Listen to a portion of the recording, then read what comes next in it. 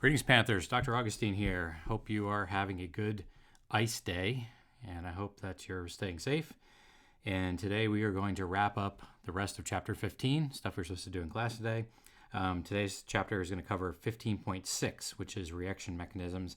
I've got this titled Elementary Steps, Molecularity. We got a couple of different things we need to cover. What is an elementary step? Rate laws for an elementary step.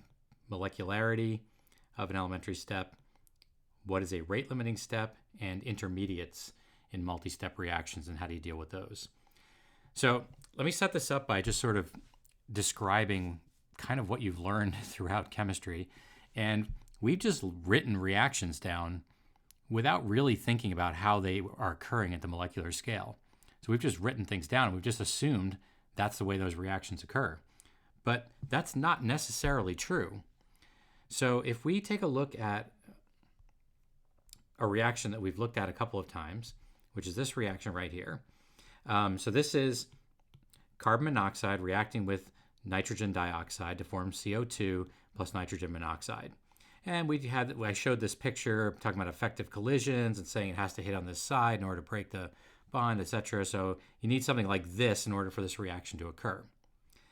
So I'm going to give you some experimental data, and I'm going to suggest to you that this is a little bit odd.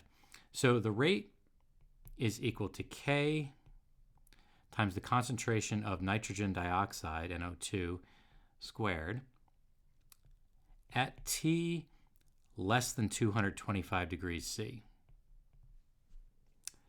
But the rate is equal to K times the concentration of CO times the concentration of NO2 at T greater than 225 degrees C. All right, so first thing that's a little bit weird is we've got two different rate laws, depending on what the temperature is.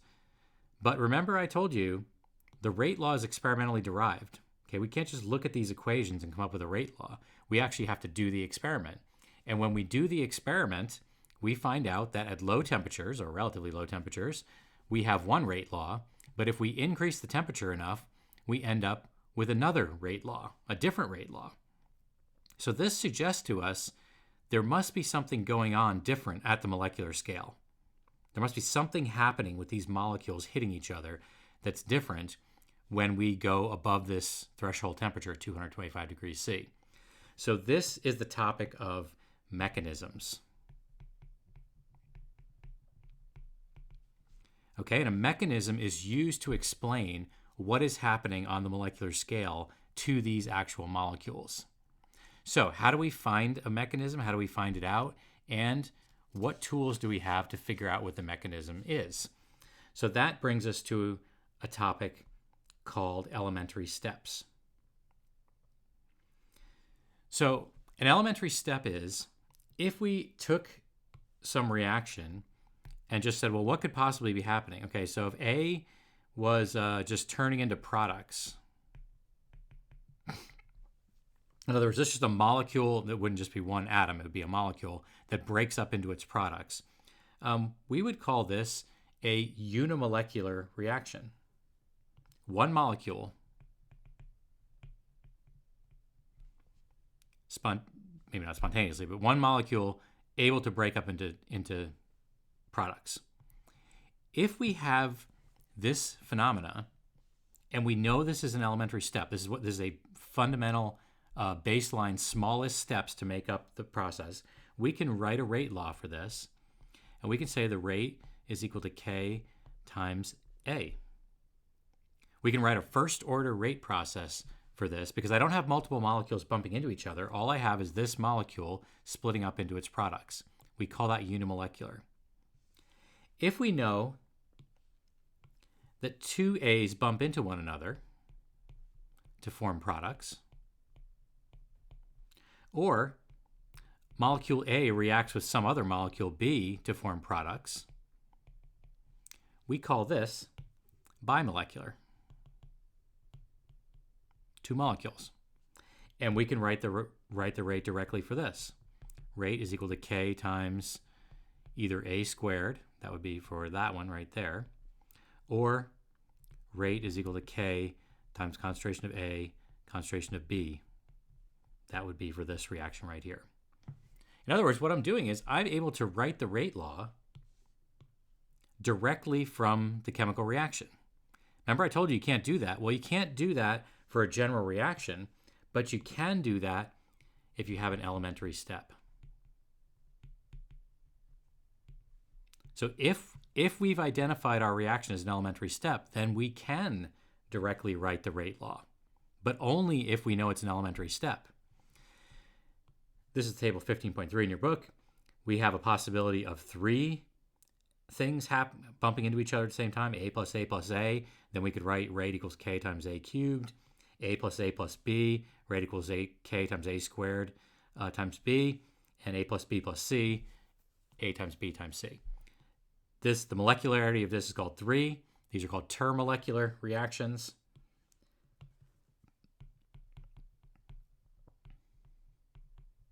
The molecularity would be 3, termolecular. These are considered quite rare. It's not very likely that 3 things are going to bump into each other at the same time. And 4, it's considered, doesn't happen at all. Statistically, it's very unlikely that 4 are actually going to bump into each other at the same time. Okay, so here's the key. If we know we have an elementary step, if it's been identified as an elementary step, or if we've done the experimental work to figure out that it's an elementary step, and we haven't ruled it out yet, then we can write, if we're able to write down that simplest stepped chemical reaction, we can write the rate law directly from that. And we know the molecularity of that. So let's take a look at this question here, and let's see, you might want to stop the video after you've read this to see if you can answer these questions. So we have a reaction between hydrogen gas and bromine gas to form hydrogen bromide, has the following experimentally determined rate law. Which of the following statements is correct? And if you want to stop the video now and take a look at it and come back in a second, we can answer. All right, so we're given a couple of hints in this problem. We're told it's experimentally derived. This was what the rate law was determined to be, maybe using the method of initial rates or whatever, like we've already learned how to do that.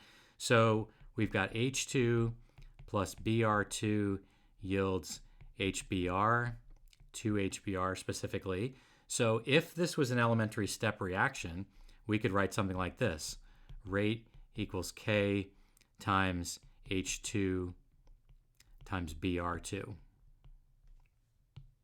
That's not what we have. So first of all, this cannot be an elementary step. That 1/2 power tells you it's not an elementary step. So it can't be an elementary step. This reaction is not bimolecular. We don't know.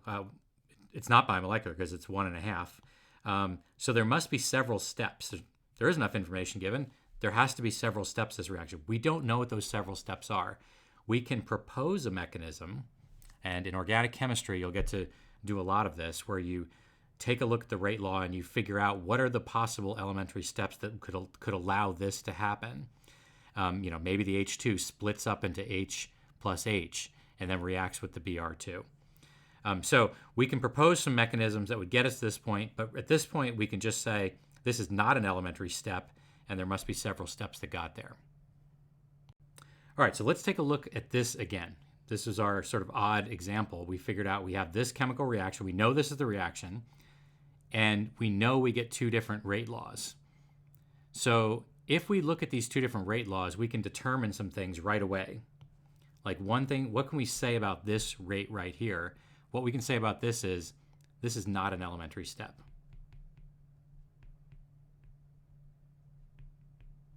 And how do we know this? Because an elementary step for this reaction, if it was an elementary step, would be the rate is equal to K times the concentration of CO times concentration of NO2.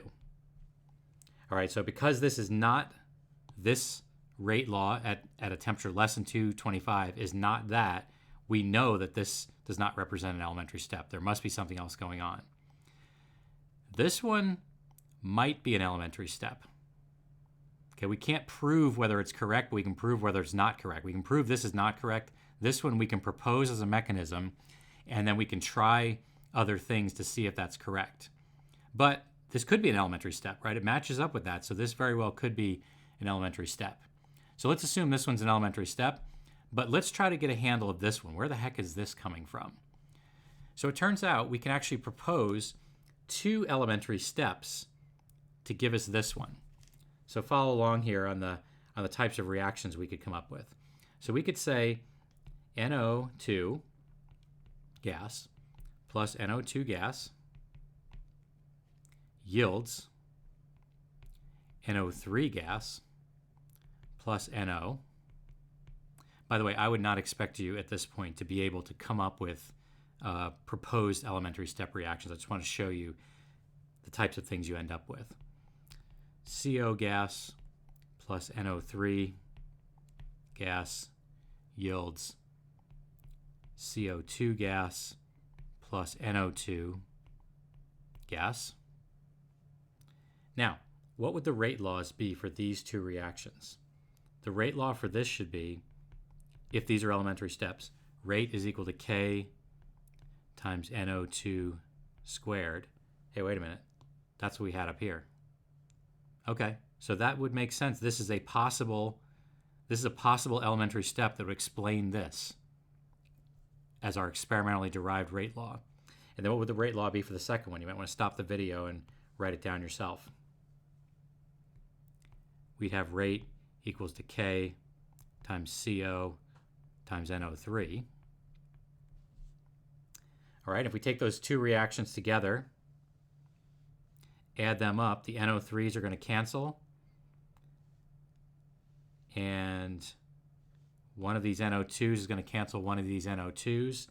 So my overall reaction is going to be CO gas plus NO2 gas yields CO2 gas plus NO gas. And my overall reaction is the overall reaction I had originally. Okay, so these two elementary steps could explain this.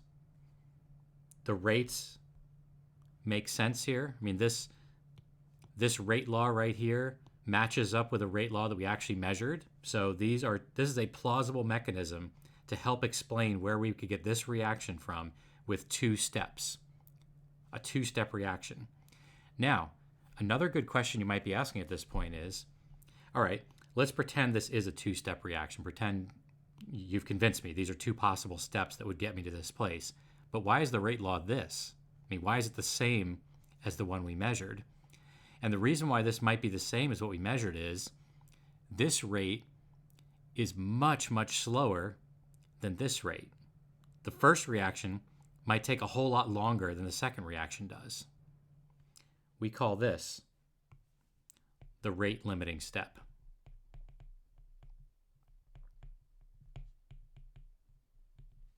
So the rate limiting step is the slow step in the reaction, and that's what determines what the overall rate is going to be.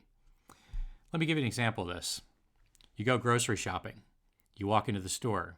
You go to the vegetable aisle. You pick out the things you want. You go to the meat section. You get some meat. You go to the bread. You pick up some bread. You get some chips. You get some frozen dinners. Get some ice cream. Don't want to forget the ice cream. Then you go to the checkout line. Except the day you've gone is the day you're getting an ice storm. And there's 1 million people in the store. So it takes you forever to get out of the checkout line. And the person in front of you has a bunch of coupons. All right, so you've gone into the grocery store.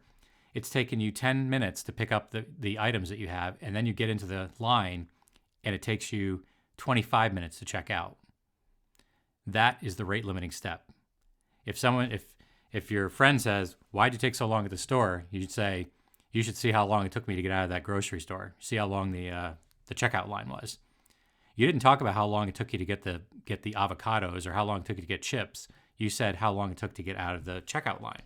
The reason is that was so much longer than each of the individual steps. We would call this the rate limiting step. So in this reaction here, we might call this K1 and we might call this K2, and we might say that K1 is much, much faster than K2. So the rate limiting step is going to be this first reaction here. Now, you probably understand the grocery analogy. That makes sense to you, right? You've been in the grocery store. You've been in there when it's taken forever to get out of there. But you might be thinking to yourself, well, what does this have to do with kinetics? Why would the rate limiting step have anything to do with this? Well, let's draw our reaction path again. We'll put energy over here. This is the path of the reaction. Here's my reactants. And say I go up like this, and suppose there's something like this, and then there's something like this. Suppose it's a 3-step process to get from reactants to products. Okay, I've got to go over 3 bumps to get there. Each one has a different act. So we could call this EA1. We could call this EA2. We could call this EA3. Well, because K is equal to A e to the minus EA over RT, because we've got this in the exponential, that second activation barrier is going to completely determine how fast this reaction is going to go. It's going to get over this barrier easily compared to this one. And once it gets over this barrier, it's going to pop right down to the bottom side. So whatever the highest activation energy is, that becomes the rate limiting step. If you have a several step reaction and you've got one step in particular that's really difficult to get over, we call that the rate limiting step. And in fact, we can approximate the activation energy for the whole thing. We can say the activation energy is approximately equal to EA2, because EA2 is so much larger than the other one, that becomes the highest activation barrier. All right, so in this particular case, we had a situation where the first step is the rate limiting step, and then that determines the overall rate of the reaction then. That first step slows you down, and once you get over this bump, the second one goes quickly, and that leads you to your reaction. So at less than 225 degrees C, it depends on this first step in this reaction. Once you get above 225 C, then the normal reaction can take place. All right, so that explains if our first step was the rate limiting step. But what happens if it's the second step or the third step that's the rate limiting step?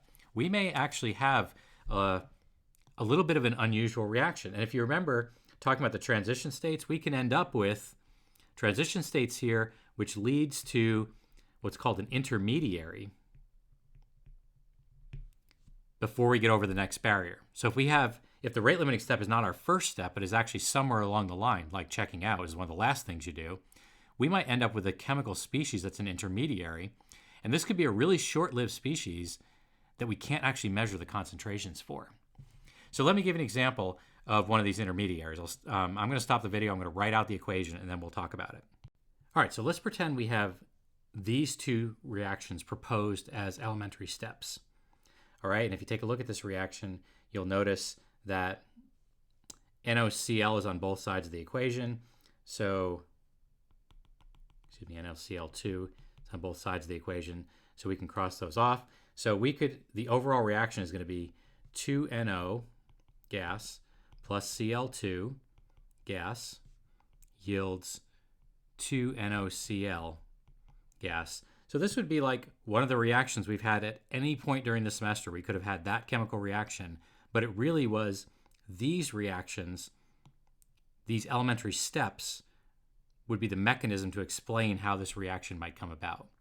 And if we've done this experiment carefully, we might find that the first step is a really fast reaction, and the second one is the rate limiting step.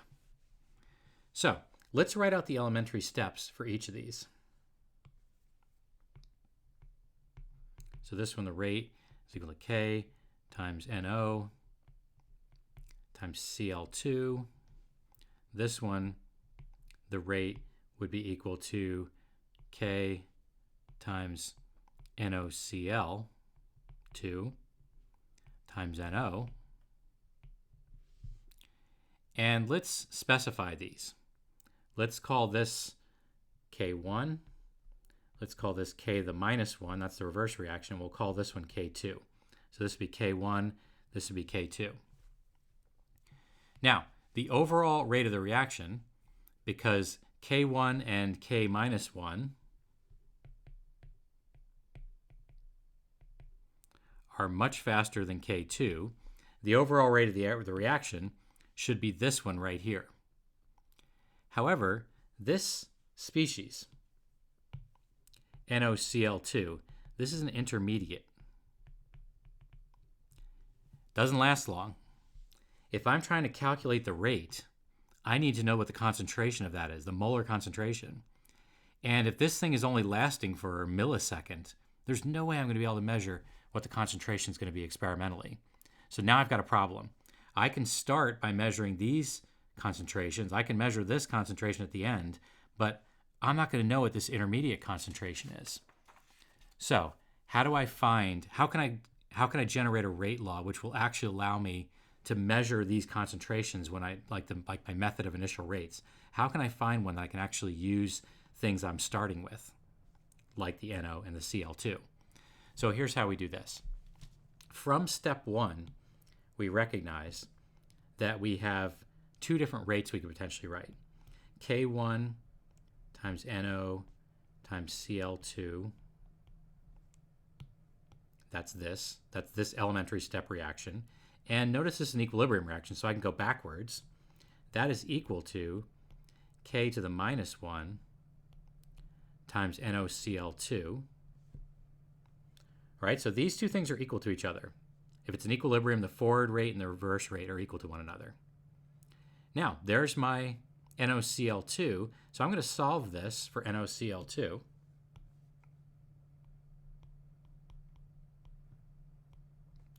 That's going to be equal to K1 divided by K minus 1 times NO times Cl2.